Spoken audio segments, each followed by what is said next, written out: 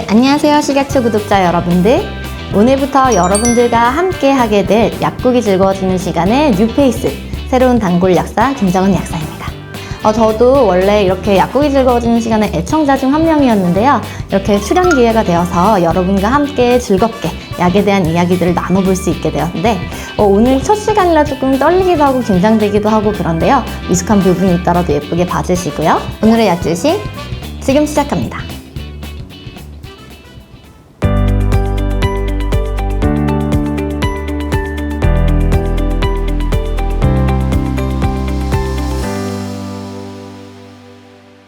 자, 약주시 3탄의 첫 시장, 제가 들고 온 약은 바로 항생제와 스테로이드입니다.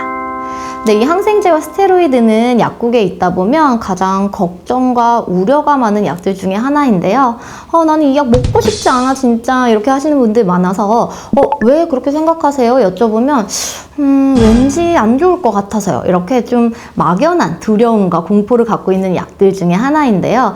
사실 그래서 어떻게 보면 좀 억울한 면이 있는 그런 약들이기도 합니다. 이 항생제와 스테로이드에 대한 그 궁금증 중에 가장 많은 부분은 내성과 관련돼서 문제가 없는지, 그리고 얼마나 길게 먹어야 되는지, 또 어떻게 사용해야 되는지 이런 부분들이 있는데요. 그럼 오늘의 약주시 항생제와 스테로이드에 대해서 한번 알아보도록 하겠습니다.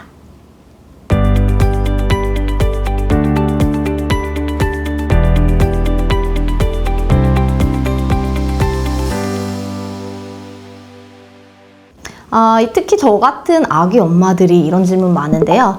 이 항생제 우리 애기 오늘 5일치 처방받았는데 한 3일만 먹고 괜찮아지면 끊어도 돼요? 뭐 이렇게 질문하시는 분들 많습니다.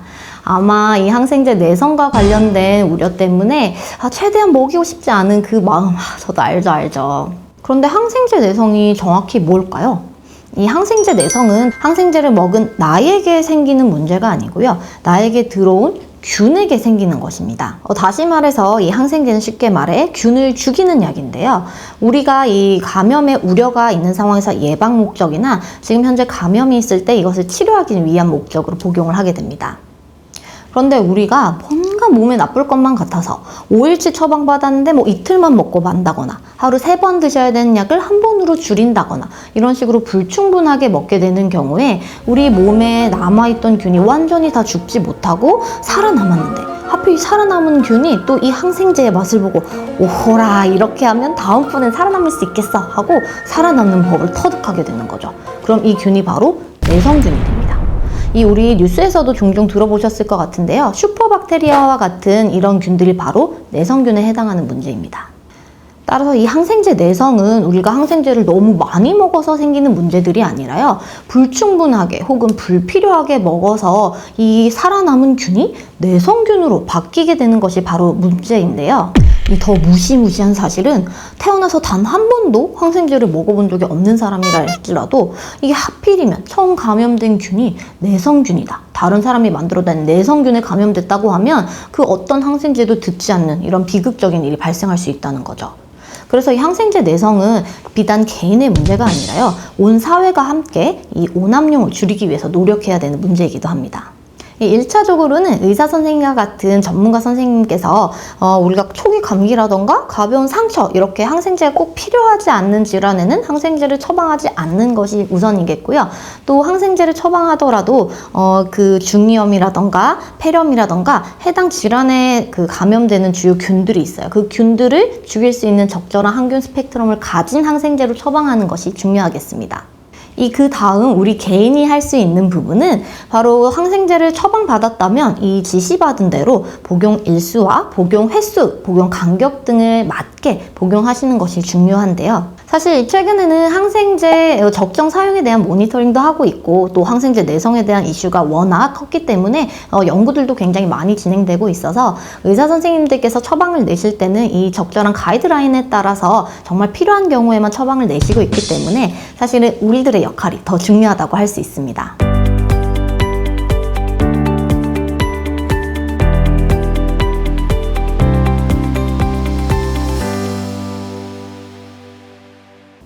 집에 남아있는 약을 다시 복용하는 것에 대해서는 좀 몇 가지 문제점이 있을 수가 있는데요. 이 첫 번째로는 약이 변질돼서 우리가 원하는 효과를 충분히 내지 못한다는 점, 그리고 두 번째로는 이 약이 변질되면서 원하지 않던 부작용이 난다는 점, 이 두 가지를 생각해 볼 수가 있겠습니다. 특히 항생제의 경우에는 우리가 원하는 효과를 충분히 내지 못하는 것은 결국에는 내성균을 만들어내는 문제와도 연관이 있을 수 있기 때문에 그것도 조심해야 되는 한편, 이 감염의 상황은 적절한 시점에 적절한 치료가 이루어지지 못하면 이 폐혈증과 같은 심각한 상황으로 갈 수도 있기 때문에 이 집에 남아있는 약을 특히 항생제인 경우에는 내가 임의로 복용하는 것은 권장되지 않습니다. 그런데 개인의 판단에 따라서 내가 지난번에 남아있던 약을 그냥 복용하게 되는 경우에는 지금 내가 감염된 균은 예전에 그 균과 다른 균일 수 있는데 지금 이 항생제를 먹음으로써 오히려 내성균만 만들어내는 또 문제가 발생할 수도 있다는 거죠.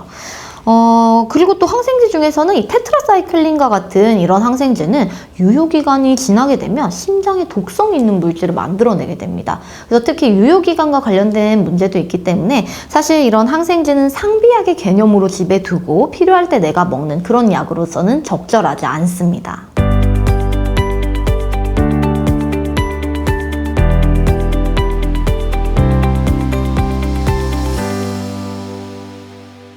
보통 우리 우유나 유제품, 이렇게 칼슘이 좀 풍부한 그런 약들은요, 항생제 중에서 뭐 땡땡 사이클린 혹은 땡땡 플록사신 뭐 이런 성분의 약과는 좀 이 결합을 해서 뭉치게 되면서 흡수를 떨어뜨릴 수가 있습니다. 그렇기 때문에 뭐 2시간 이상의 간격을 두라고 말씀을 드리기도 하는데요. 사실 내가 이게 땡땡 사이클린인지 땡땡 프록사신인지 모르겠다 하는 경우에는 일단 우유 같은 유제품이나 뭐 종합 영양제 중에 칼슘이 들어간 혹은 철분제가 들어간 제품, 그리고 제산제 같은 약을 드시게 된다면 시간을 띄우고 드시는 게 조금 더 안전하게 드실 수 있겠죠. 그 외에도 커피나 콜라 같이 카페인을 함유한 음식 역시도 항생제와 상호작용이 있는 경우가 있기 때문에 일단 약은 물과 함께 드시는 게 가장 좋겠고요. 이러한 음료들, 그리고 우유, 뭐 칼슘제, 철분제 이런 것들은 말씀드린 것처럼 시간을 띄우거나 약을 드시는 동안에는 조금 피하시는 것이 도움이 될 수 있겠습니다. 내가 왜 그런 약을 먹어야 되냐고 막 기절초풍하시는 그런 분들이 많습니다. 스테로이드를 참는 분들도 좀 많은, 좀 양면성을 가진 그런 약이기도 한데요. 그래서 한때는 막 신의 은총이다 이런 별명이 붙기도 했던 약입니다.